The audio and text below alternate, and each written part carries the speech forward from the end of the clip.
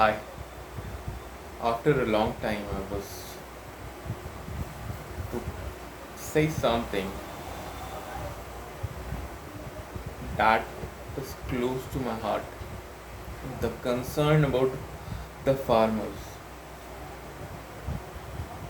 the lifeline of this nation. Although their contribution in the GDP is just 17%, according to the last data I read it, and we are all going through the phase of pandemic, and it's almost more than 6 months almost. Have already passed. And this year we had a bumper crop production. When GDP is contracting by 23%, it is only the farm sector which has shown the light. It's still on the positive side. This year, even the rainfall was phenomenal. All the global temperature and pollution level all to have decreased. But what I would like to talk about today is that yesterday two legislations that have been passed in the parliament. Farmer Produce Trade and Commerce Promotion Bill. And another was what the Farmers Empowerment Agreement on of Price Assurance and Farm Services Bill 2020. And third ordinance, this legislation now in pipeline is the Essential Commodities Bill 2020. All this is in the three bills. I'm not going to talk about the bill, but the way through these bills our democracy is being conducted in this country. It is a quite concern, but we have to look into the history of this, the way our democracy is functioning today.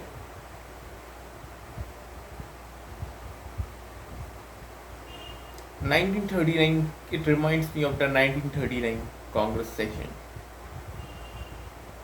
Subhash Chandra Bose, despite being elected as a Congress president, had to resign. Was Gandhi democratic?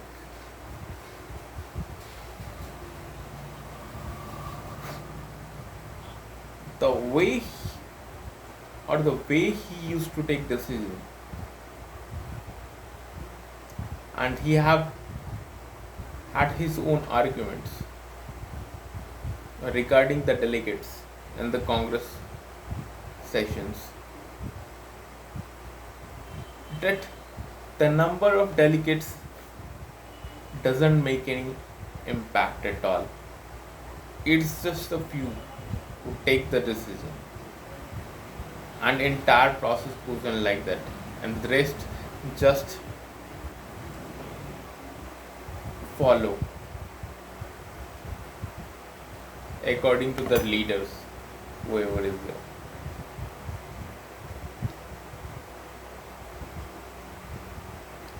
When we are talking about the farmer legislation, is a legislation of such a large scale? Is it possible to discuss? But at least there could be a sense of discussion, so that this drama, what happened in yesterday in Parliament, Rajya Sabha, the supposed tearing away of the rule book in Rajya Sabha, could not have could have been avoided.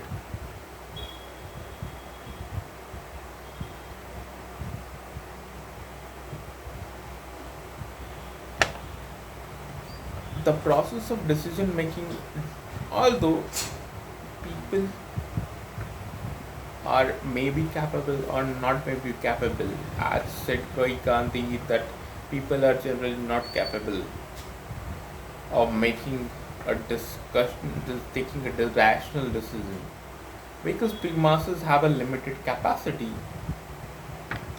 to understand the concepts around the ideas and the motives behind the legislation and how would it impact them and what is the purpose behind it. It is quite difficult to get behind the motive of a legislation and its impact for large masses in such complicated scheme of things.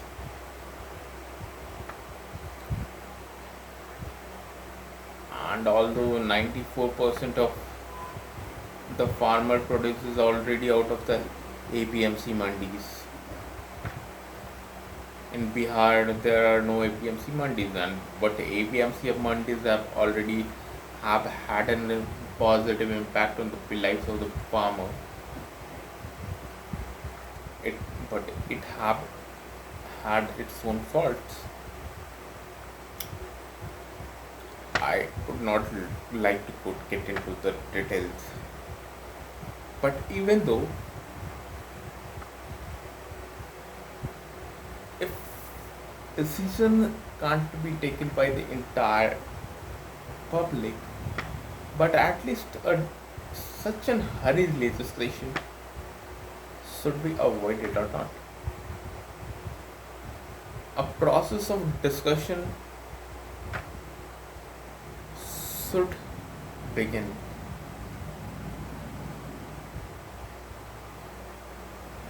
Government should also put its opinion to the public, and so the opposition. First, the debate should happen at least. Whatever will be the decision, it's a monopoly of the ruling party, those who will have the numbers in the parliament, but at least a discussion, a sense of awareness should be created in the masses for whom the on whom this legislation are going to have an impact. Another point arises into my mind. PM Kisan have given 6,000 rupees, sorry, 6,000 rupees to 14.2 crore farmers. By that, Mr. Government, Mr. Government, does Mr. Government believe that its stature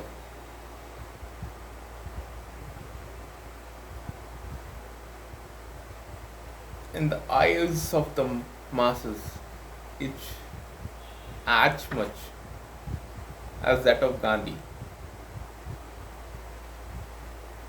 who unilaterally used to change the entire decision process of the Congress, or who himself would decide what is wrong and right, despite running a democratic Congress.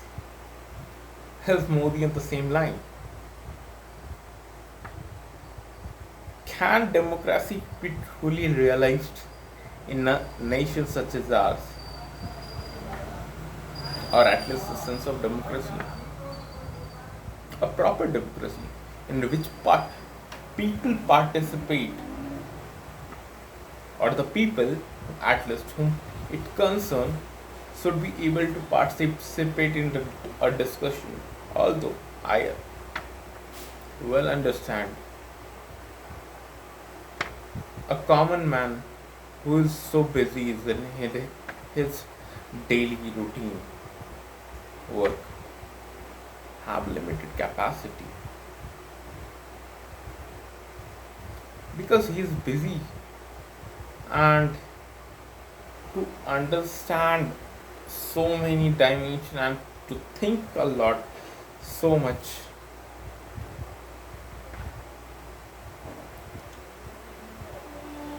while working on one dimension, and to think in the dimensions negative and positive dimensions, getting so involved about the, it's like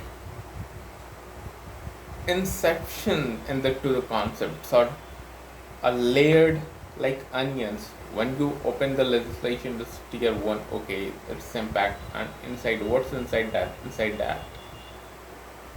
it's like peeling of onion or cauliflower.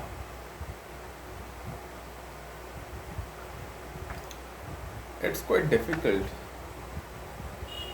but what should be the democracy? I mean, hundreds of legislation every year passes in the parliament, and every legislation have direct or indirect consequences. It is not definitely not possible for the common man to be concerned to know about even the legislation. So only he can only trust on his representatives. But those major legislation should at least have a proper time gap, so that it could be properly discussed in the parliament. And when there is a conflict of interest between the oppositions and major conflict in the perspective of the opposition and the party in power, at least a wider discussion can be opened on public platforms so the people could participate. Why we fear? Why do we fear?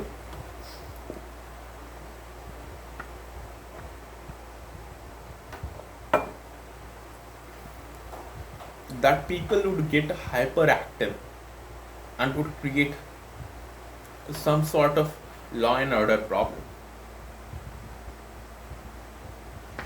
and is justified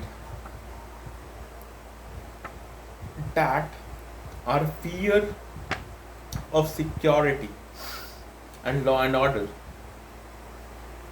should override our principle of democracy, liberty.